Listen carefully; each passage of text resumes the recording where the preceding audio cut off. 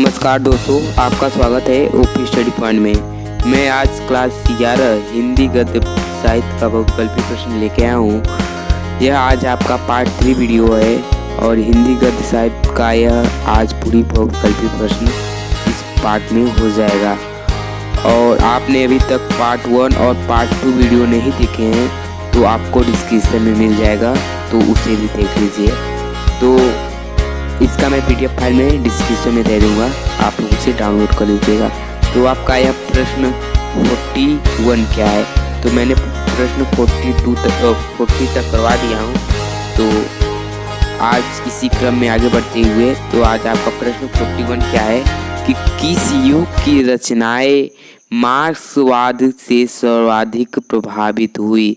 तो कौन सा युग था जिसमें कौन सी युग में क्या कहते हैं मार्क्सवाद से सर्वाधिक प्रभावित हुई, तो वह कौन सा था? छायावादरोह युग। क्या? छायावादरोत्तर युग। क्या? छायावादरोत्तर युग।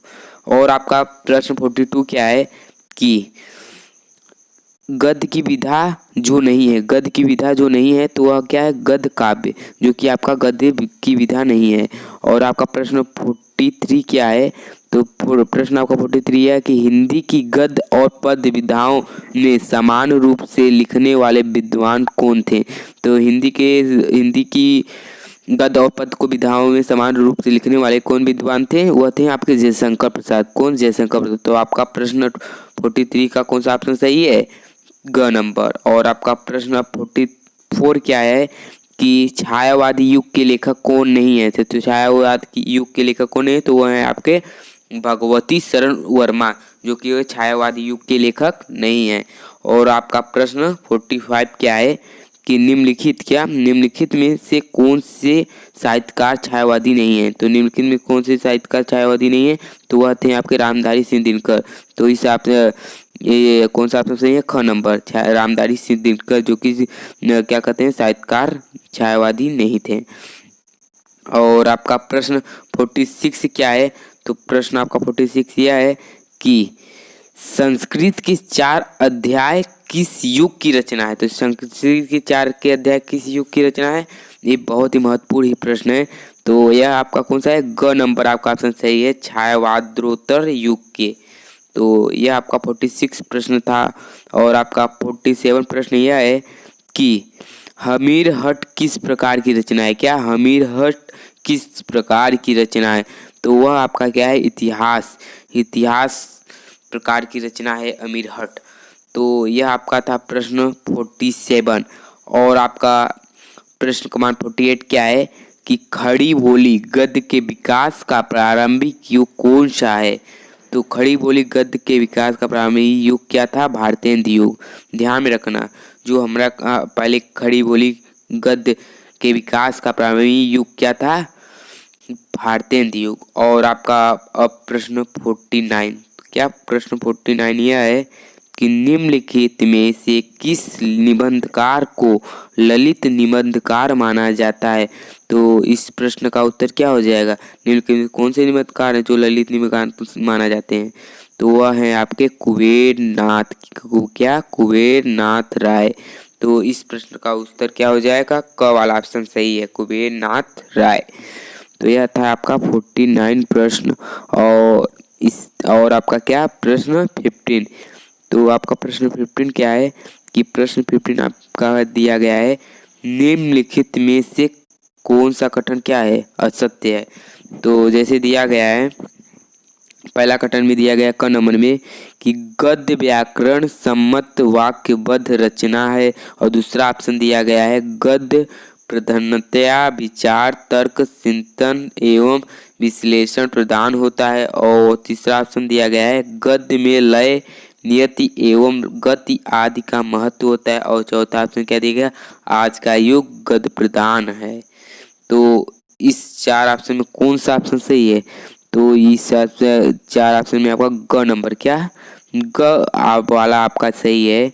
तो ग आपका क्या ऑप्शन है कि गद्य में लय कामायति एवं गति आदि का महत्व होता है। तो यह आपका क्या था? प्रश्न 15। और आपका प्रश्न 51 क्या है? प्रश्न आपका 51 यह है कि कौन सा युग हिंदी गद्य के उत्कर्ष का सूर्योदय काल था? कौन सा युग कि हिंदी गद्य के उत्कर्ष का सूर्योदय काल था? तो वह कौन सा युग था? वो द्विवेदी युग। तो द्विवेदी युग आपका क्या है कि उत्कर्ष का सूर्योदय का काल था। तो यह आपका प्रश्न 51 था। अब आपका 52 प्रश्न क्या है कि छायावादोत्तर युग के लेखक नहीं है। कौन है जो छायावादोत्तर के युग के लेखक नहीं है? तो वह है आपके बालकृष्ण भट्ट। तो इस ऑप्शन का ख नंबर आपका सही है, बालकृष्ण भट्ट।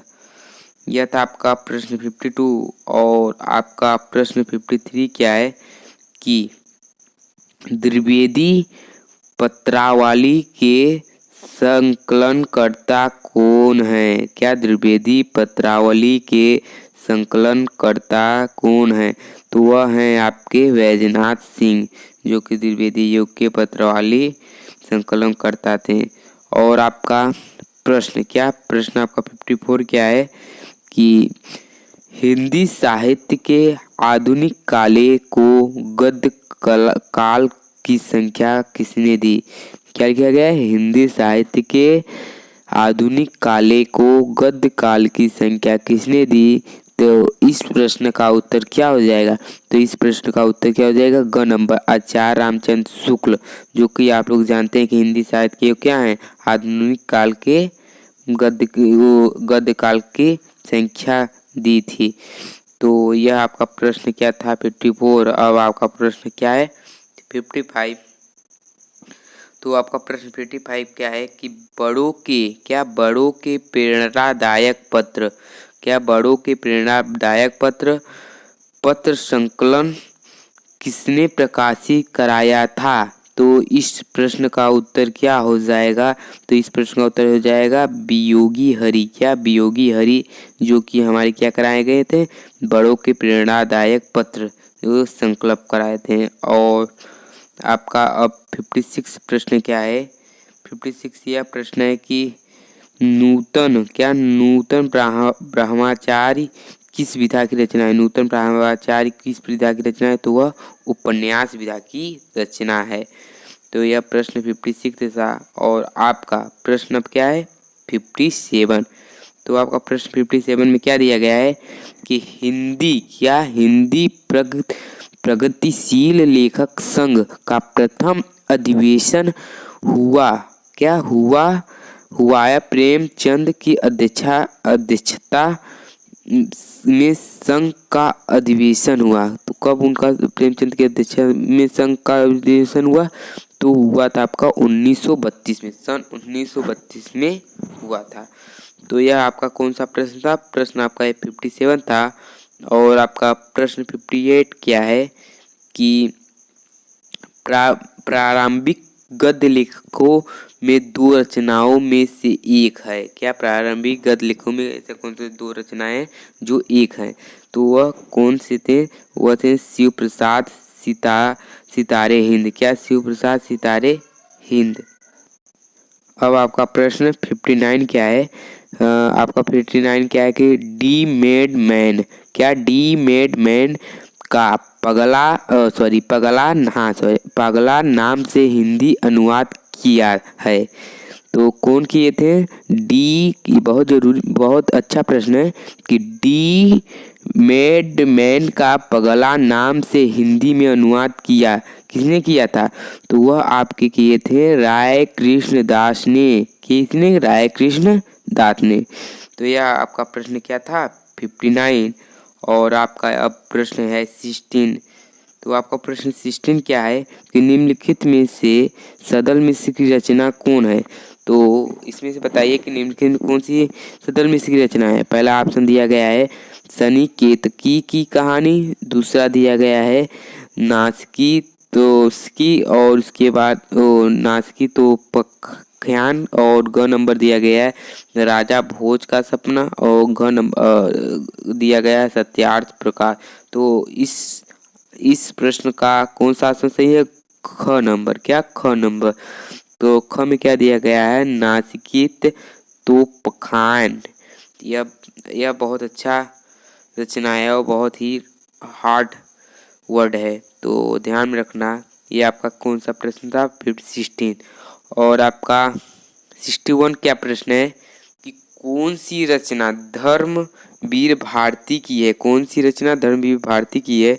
तो इसमें आपके 3-4 ऑप्शन दिए हैं, तो आपको बताना है कौन सा धर्मवीर भारती की रचना है। तो इस प्रश्न का उत्तर क्या हो जाएगा? ग नंबर, अंधा युग। अंधा युग जो कि धर्मवीर भारती की रचना है। तो यह आपका था प्रश्न 61। और आपका प्रश्न 62 यह है कि भारत भारती की रचना विधा क्या है? भारत भारती की रचना विधा क्या है? तो वह आपका है काव्य। क्या? काव्य है, तो मतलब कि काव्य है। भारत भारती की रचना विधा क्या है? काव्य है। तो इस प्रश्न का उत्तर क्या हो जाएगा?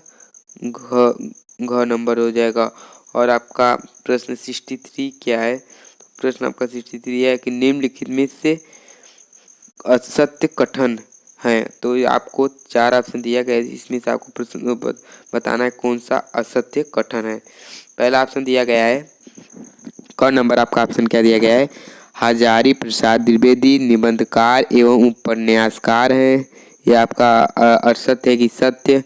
तो ये हमें क्या लग रहा है? सत्य।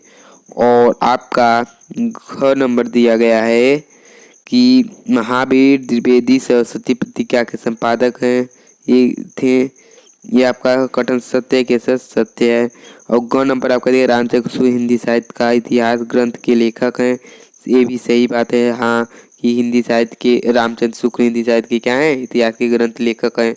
तो आपका घ नंबर क्या दिया गया है कि प्रताप नारायण मिश्र हिंदी प्रदीप के संपादक थे। तो यह प्रश्न, यह वाला आपका क्या ऑप्शन गलत है। तो इसका मतलब यह हमें पूछा गया, क्या तक गया था प्रश्न में कि कौन सा असत्य है? तो यह वाला आपका ऑप्शन असत्य है। प्रताप नारायण मिश्र हिंदी प्रदीप के संपादक थे, यह गलत है। तो यह आपका प्रश्न 63 था। और आपका 64 क्या है कि खड़ी बोली गद्य की प्रथम रचना क्या है? तो खड़ी बोली गद्य की प्रथम रचना क्या है? तो वह था गोरा बादल की कथा। यह खड़ी बोली की प्रथम रचना था, ये गोरा बादल की कथा। और आपका प्रश्न अब क्या है? 65 प्रश्न क्या है आपका कि त्यागपत्र विधा की दृष्टि से रचना है। कौन सी त्यागपत्र की कौन सी विधा की रचना है? त्यागपत्र। तो आपका यह है उपन्यास विधा की रचना है त्यागपत्र, तो ध्यान में रखना। और यह आपका था 65 प्रश्न। और आपका 66 प्रश्न क्या है कि अतिचार रचना के संपादक हैं? कौन अतिचार के संपादक की रचना है? तो इस प्रश्न का उत्तर क्या हो जाएगा?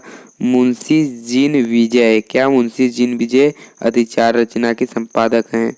और आपका प्रश्न 67 यह है कि श्रृंगार रस मंडन के रचनाकार कौन है? तो श्रृंगार रस मंडन के रचनाकार कौन है? ये बहुत सिंपल है, क्या कहते हैं, बिंटल नाथ हैं, जिसको आप लोग जानते भी हैं, बिंटल नाथ। ये आप इस प्रश्न से आप परिचित हैं, श्रृंगार रस मंडन के रचनाकार से आप परिचित हैं कि क्या क्या होगा? बिंटल नाथ होगा।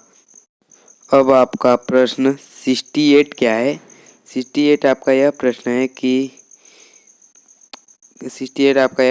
राधा कृष्ण दास के लेखक थे। तो राधा कृष्ण दास किसके लेखक थे? तो वह थे भारतेंद्र युग के। तो राधा कृष्ण दास किसके लेखक थे? वो भारतेंद्र युग के। और आपका प्रश्न 69 क्या है? प्रश्न 69 यह है कि हिंदी साहित्य का इतिहास के लेखक कौन थे? तो हिंदी साहित्य के लेखक कौन थे? रामचंद्र शुक्ल। ये आप 10 से ही परिचित हैं कि हिंदी साहित्य के इतिहास के लेखक कौन? रामचंद्र शुक्ल। तो यह आपके पूरे प्रश्न 69 तक थे, जो कि बहुत ही महत्वपूर्ण प्रश्न हैं। तो आप लोग इसका PDF फाइल आपको डिस्क्रिप्शन में मिल जाएगा, और इसका नोट्स आप लोग बना लीजिए। और इसी से आपके परीक्षा में आएंगे प्रश्न।